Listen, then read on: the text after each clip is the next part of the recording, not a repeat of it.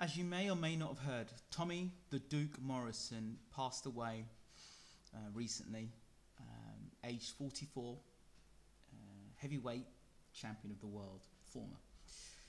I don't really want to focus on how he died or why he died. That's not what I know Tommy Morrison for, and I'd rather not focus on that. I want to focus on how I came to know about Tommy the Duke Morrison, a fighter who I had the utmost respect for and loved every time he got in the ring and fought. I think the first time I saw Tommy Morrison was when he was knocking out, just going out and knocking guys over, thinking, oh, it'd be interesting to see what this Tommy Morrison can really do as a heavyweight. The most obvious thing about him was he threw a mean left hook. Then he came across a man called Ray Mercer. And I remember him fighting Ray Mercer, and Morrison was absolutely battering Ray Mercer from pillar to post. And, I guess that fight probably was the making of Ray Mercer, because, Ray Mercer showed he had a tough chin. He showed he could take punishment and then just turn the tables on Morrison, caught Morrison on the chin and knocked Morrison out. Now, a lot of people said that Morrison had a weak chin. Ray Mercer was no light puncher. He had good punch power. I wouldn't say he had a weak chin. I think that Morrison took some good. He could take a punch. I think Morrison could take a punch. A lot of people say, "Oh, well, he wasn't a guy who got caught with one punch and the fight was over." He took a series of punches. If you look at the punches he took against Mercer, I mean, they were. I said Ray Merciless Mercer. And then there was a fight against Joe Hip where, from what I recall, Joe Hip was winning the fight. And then Morrison just threw this left hook out of nowhere, threw the left hook, bang, clean on Joe Hip's chin, and turned the fight round and won the fight. So, Morrison was not, I'm not telling you he was the world's greatest here, but Morrison he was very charismatic. The guy could fight. And he had a dangerous left hook, and he could put anyone to sleep with that left hook, and he always stood a chance because of that left hook. Very charismatic, easygoing guy, and I guess there was never a fight that, for me, I didn't want to see Tommy Morrison. When Tommy Morrison was fighting, I wanted to see Tommy Morrison fight. And then the next thing I knew about Tommy Morrison, he was due to fight Herbie Hyde. Herbie Hyde was meant to defend his WBO title against Morrison, I believe. I can't remember how Morrison won his WBO championship. But anyway, I know that he was meant to fight Hyde. Hyde was meant to make a defense against Morrison. That fell through, and Morrison was WBO champion. Again, I can't remember. I'm not going back on Boxrec to look at it. But I know he was WBO champion, and he fought Michael Bent. And Morrison came out as he does, swinging, all guns blazing, left his chin exposed, and Morrison hit him, and Bent caught him on the chin, dropped him 3 times, and I think he dropped him 2 or 3 times, and Bent won the world title. Of course, Bent lost the world title to Herbie Hyde. I'm sure Herbie Hyde was a 2-time world champion. Yeah, he beat Tony Tucker for the title once. Sure, he's WBO champion twice. But anyway, regardless of the point of that. But anyway, Morrison then went on and fought, I think he fought Lennox Lewis, didn't he? He fought Lennox Lewis when Lennox Lewis was making his comeback after being knocked out by Oliver McCall. He gave a decent account of himself, but he just met a better boxer on the night, and Lennox was landing big bombs on Tommy Morrison. And so anyone who said that Morrison couldn't take a shot, he did well there. And of course, Morrison was well known also for fighting George Foreman and getting 12 rounds against the big punching Foreman. And I'm not saying that Morrison would have beaten Foreman in his heyday, no way, but he did what he did against George Foreman. Another interesting fight. And then another fight that really, for me, defined Tommy Morrison is when he fought Razor Ruddock. And I believe Ruddock dropped him, but again, the left hook came along and helped Morrison and got Morrison out of trouble with that left hook. Tommy Morrison, as again, a very charismatic guy, and the backstory for me for Tommy Morrison was that I must have been about 4 months ago, I went to try and get an interview with Tommy Morrison because I'm thinking, where's Tommy Morrison? Where's he gone? He's like off the face of the planet. Nobody talks about him. He was making his comeback and he had a couple of fights and the whole thing about HIV and did he have it? Didn't he have it? Doctor said he passed the test. People say that he was in denial of the HIV and that's why he died, and he had some sort of other disease that was 1 in 1 million people would have got.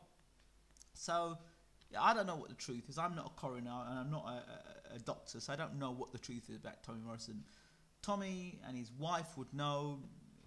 You know, stories come out about him still having unprotected sex, even though, you know, he had supposedly the HIV virus. I don't know. The stories looked ominous when I saw, you know, seeing Tommy Morrison, this you know, 225 rock solid, you know, guy,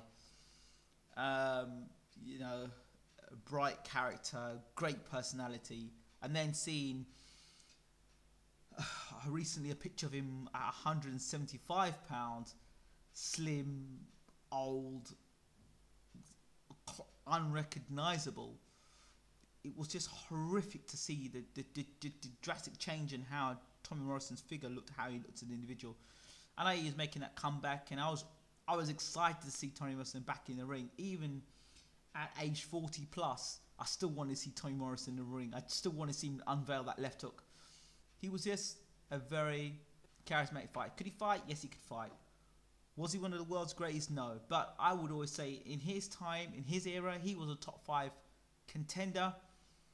And if Alexander Povetkin could hold the heavyweight championship of the world, if Shannon Briz could hold a version of the heavyweight championship of the world, if Sergey Lakovic could have held a version of the heavyweight championship of the world, my God, Tommy Morrison today, I don't care what anybody tells me about the Klitschko's. I don't care what anybody tells me about Vladimir.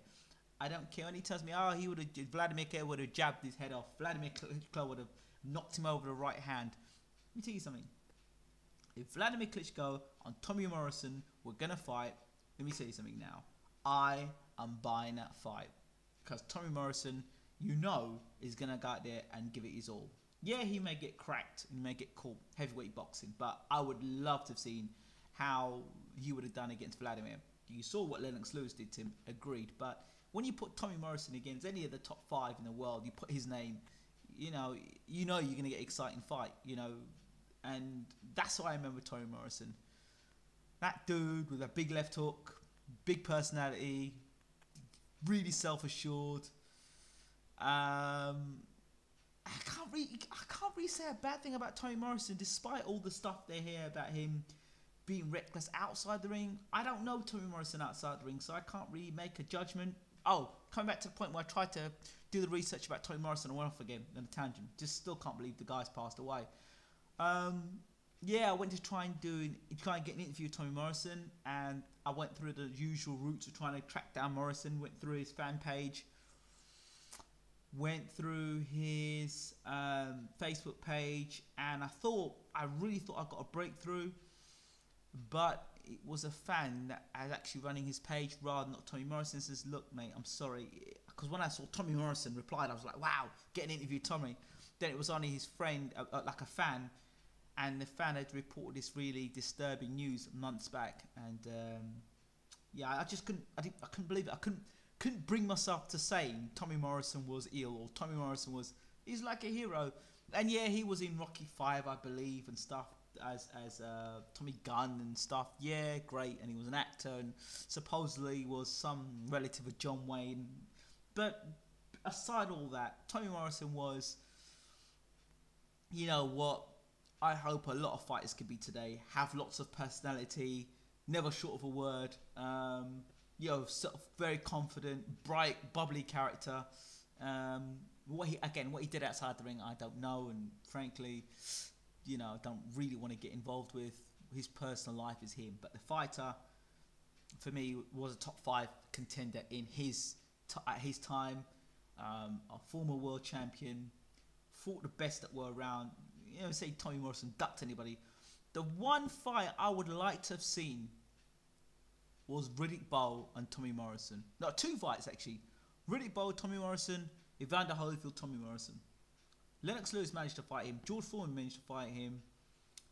And even Shannon Briggs against Tommy Morrison, I'd like to have seen as well. You know, there are a lot of fights Tommy Morrison could have been in.